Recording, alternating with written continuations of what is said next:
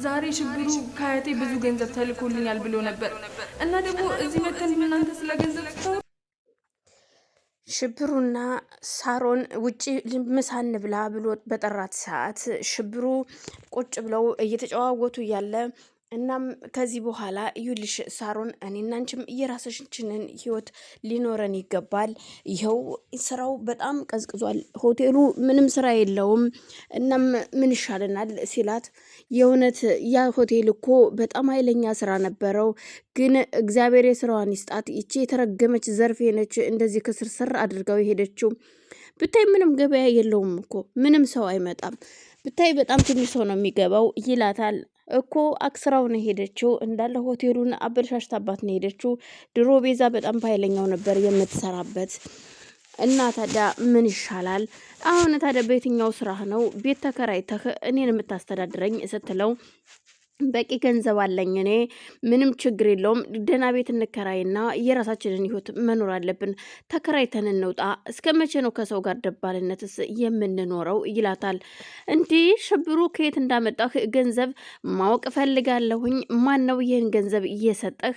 መቼም ዘርፌው ነው አትለኝም አይደል? እንዴት ልታገኝ ቻልክ? ምን ያህል ገንዘብስ ቢሆን ነው ቤት ተከራይቶ እንደገና ደግሞ ደህና ደህና የሚባሉ የቤት እቃዎችን ሊገዛ የሚችል ገንዘብ ከየት ነው የመጣው ሲላት አፋጣ ስትጠይቀው እዩልሽ ሳሮን እንድትረጅኝ ይፈልጋለሁ። አያቴ ነች ከክፍለ ሀገር ብር የላከችልኝ። አባቴ አኩርፎኝ ስለነበረ እንደማንነጋገር ታውቃለችና ከሁሉም ነገር አውጥቶኛል። ከውርሱም ከምኑም እኔን ገለልተኛ አድርጎኛል። ምክንያቱም እቺ ኩቻ የምትባል ልጅ አግባ፣ እሷን ካላገባክ ምንም ነገር አልሰጠም ብሎ ስለዚህ በእሷ የተነሳ ከሁሉም ነገር ባዶ አድርጎኛል። አያቴ ደግሞ የንተ ባዶህን መሄድ የለብህም ብላ በአካውንቴ ብር አስገብታልኛለች። እናም ስለዚህ ይሄንን ብር ነው የምልሽ እኮ ምን ያህል ብር ብትልክልክ ነው አያትህ? እስኪ እንዴት ነው ነገሩ? በማለት ስታፋጥጠው ያው አባቴ ይውልሽ አራጣ በዳሪ ነበረ። እናም አራጣ ስለሚያበደር የተደበቀ ገንዘብ ቤት ውስጥ ነበረ። እናም ያው ተሰርቆ በይው ከዛ ብር ላይ ነው ተሰርቆ ተቀንሶ የተላከልኝ ለኔ እንጂ ሌላ ገንዘብ አይደለም። ግፋቢል በመቶ ቤት ቢሆን ነው። አይ ካልሽ ደግሞ 1 ሚሊዮን ከዛ አያልፍም ይላታል። ግራ ተጋብታ ሳሮንም እንደዚሁ እየተጨቃጨቁ ያሉ በመሃል ሱራፌል ገንዘቡ እንደጠፋበት ከነሻንጣው ማን እንደወሰደው በማያውቀው መንገድ ሳሚ ደግሞ እውነት ሌላ ማንም ሰው አይወስደውም፣ ሉሲ ነች ልትወስደው የምትችለው በማለት ቤት ውስጥ ወከባ ፈጥሯል። ቤዛ ደግሞ በፍጹም እሷ ላትወስድ ትችላለች። ዝም ብላችሁ ያንድን ሰው ስም አትወንጅሉ። እኔ እዚህ ቤት ውስጥ ያለውን ሰው ሁሉ ከሊወሰደ ብዬ መጠርጠር አልፈልግም። ግን ደግሞ አንድ መናገር የምፈልገው ነገር ሁላችንም ተሰባስበን ስለዚህ ነገር ማን እንደሚያውቅና እንደማያውቅ መነጋገር አለብን በማለት ትናገራለች። በፍጹም ቤዛ እንዳትሳሳች፣ ከሉሲ ውጭ ሌላ ማንም ሰው አልወሰደውም። ዛሬ ጧት ተነስታ ይሄንን ብር እንውሰደውና ከዚህ አካባቢ ወጣ ብለን ቤት ገዝተን ህይወታችንን እንኑር ብላኛለች። በዚህ ብር ተጣልተናል ዛሬ።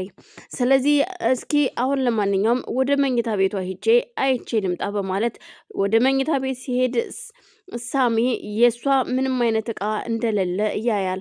እኮ ብያለሁኝ ከሷ ውጭ ማንም ሊወስደው አይችልም በማለት ሁሉን ነገር ወደ ሉሲ ይደመድመዋል።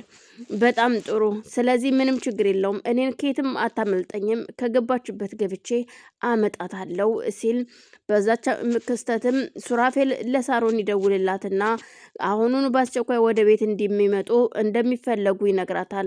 ሳሮንም ደንግጣ ስለነበረ ሽብሩ ወደ ቤት መሄድ አለብን፣ ሱራፌል ምን እንደሆነ አላቅም፣ አሁኑኑ ብሏል ስትለው አልገባኝም፣ እሺ የታዘዘው ምግብ እንኳን በልተን እንሄድ ሲላት አይ በፍጹም ጥሩ ስሜት ላይ አይደለም ያለው፣ ምን እንደተፈጠረ አላቅም በማለት ሽብሩን ወደ እነ ቤዛ ቤት ይዛው ትመጣለች።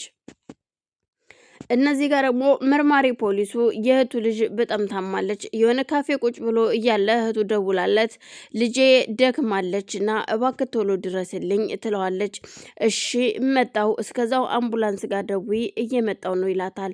እሷም እሺ በቃ ወንድሜ በማለት ቶሎ ድረስልኝ ትለውና መርማሪ ፖሊሱም ወደ እህቱ ጋር ለመሄድ እየተጣደፈ ይሄዳል። እሷም አምቡላንስ ጠርታ ስትመጣ መተው ወደ ሆስፒታል ይወስዷትና ምንም አትሆንም ደህና ነች፣ ያው ብዙ ጭንቀት ስለምታበዛ ነው እንጂ ልጅቷ በጣም ደህና ነች በማለት መድኃኒቱን ሰጥተው ወደ ቤት ይመልሷታል።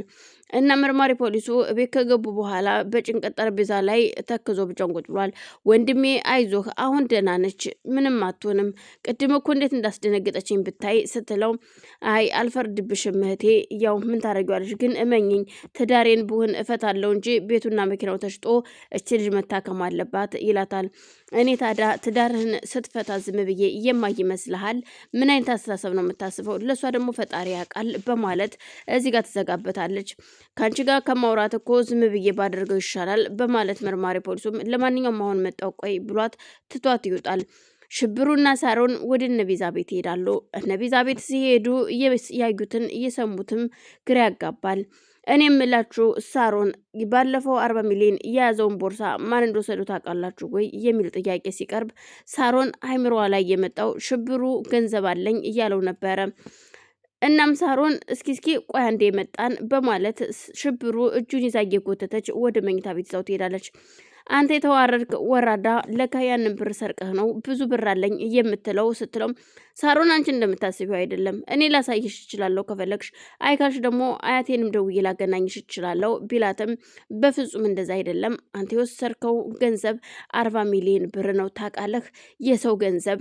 ስለዚህ አሁን እኔ የምጠይቅህ የእነሱንም ገንዘብ የኔንም ልቤን እንድትመልስልኝ እፈልጋለሁ።